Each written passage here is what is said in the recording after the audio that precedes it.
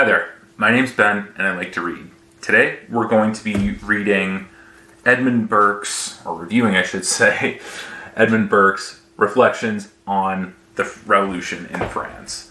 So, before I start, this is perhaps a really misunderstood book, not just at the time that it was released, but in subsequent years as well. This is, I'll get more into that.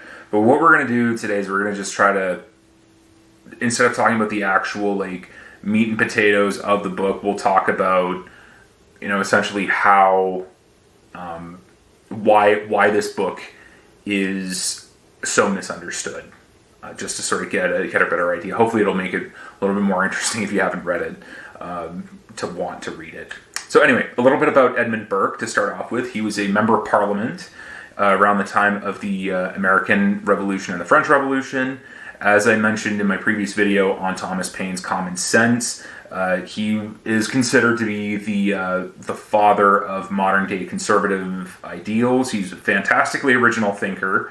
And as well, he was, as I mentioned in my previous video, he was engaged in an intellectual battle with Thomas Paine, especially around the time that the revolution in France was taking place. He wrote this as a castigation of the revolution in France, and he was, for all intents and purposes, like I said in my previous video, Paine won that battle quite handily, in no small part due to the fact that there was a perceived dissonance in his argument, where he was such a vociferous supporter of the American Revolution, yet when a very similar revolution happened down very close to the UK, he immediately almost switched his tone, or so it seemed to some people.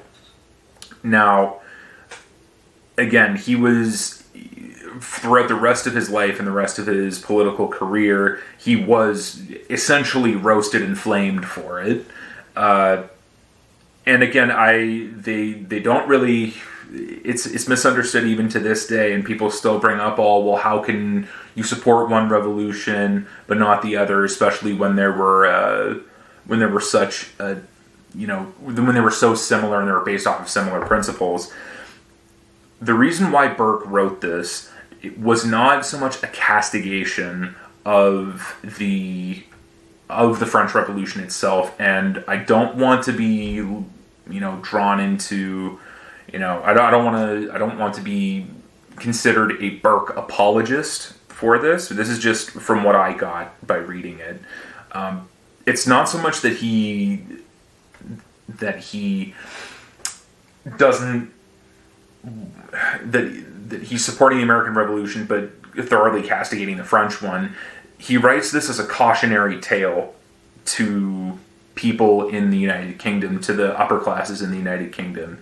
He's essentially saying, look, if the situation that we have in the United Kingdom is very similar to what they have in France, and if we're not careful, this revolution could spread northwards across the Channel, and there could be in Piccadilly Square, and there could be a guillotine there, and heads could get chopped off. So it's more so, his reflections are more trying to moderate.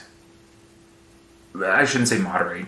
His reflections are a cautionary tale for the upper classes and the people in power in the United Kingdom, in order to, reform the systems that they have in place. Otherwise, there's a very, very strong danger that what's happening in France is going to happen again in the United Kingdom. And you have to keep in mind that at the time that he wrote this, the UK had only just had 150 years previous had a civil war where there was a republic put in place under Oliver Cromwell, and it was, again, no one really had a desire to go back to that sort of violent struggle. It was still relatively fresh, even though it was so long ago. And not to mention there was also some sectarian bullshit that was going on within there with, Catholics and divine right of kings and so on and so forth.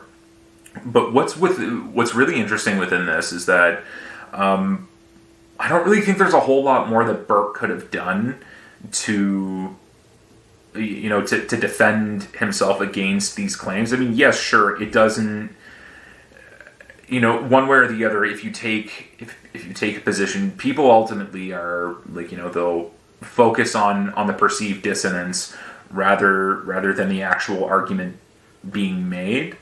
And I think that, and I mean, people do it all the time. And I think that the target audience for this book initially the idea went completely over their head, and Burke probably should have done a little bit more of a better job to sort of say no, I'm trying to say this, we're trying to reform right here. But again, that also doesn't necessarily fit, because how can someone who is the father, I should say, of modern conservative thought be reform oriented? And this is sort of where it gets into it. It's, we're not talking radical reform. We're talking just small appeasements. And I think that ultimately that is a bigger critique of Burke rather than, him just critiquing him for not supporting the French Revolution when he supported the American one. I think that if you really want to take issue with what he said, is that his proposed solutions aren't necessarily radical enough.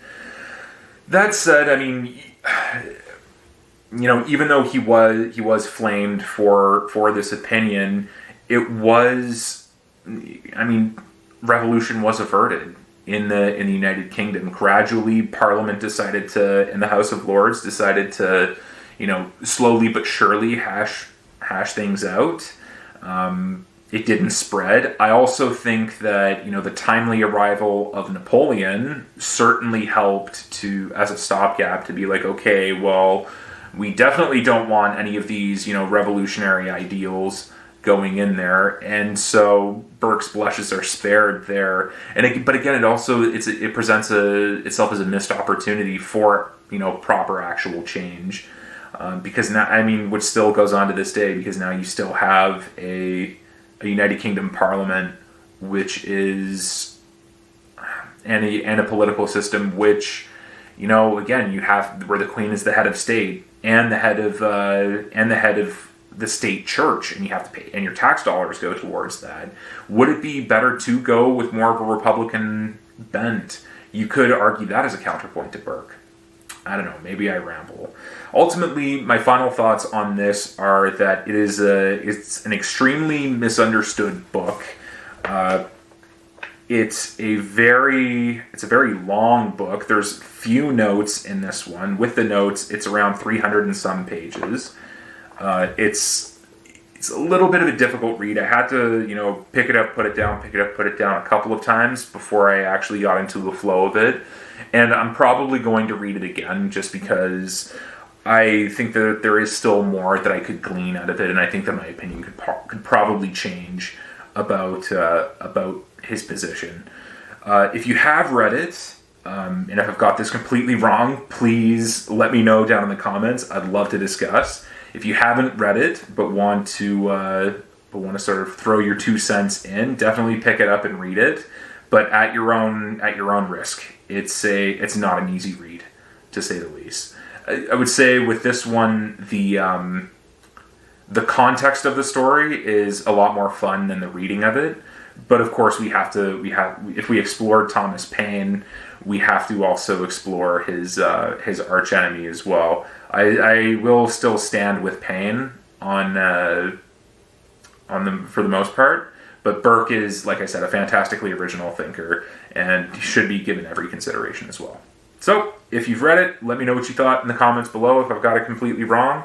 If you haven't and would like to join the conversation, pick it up and read it let me know in the comments down below. Thank you so much.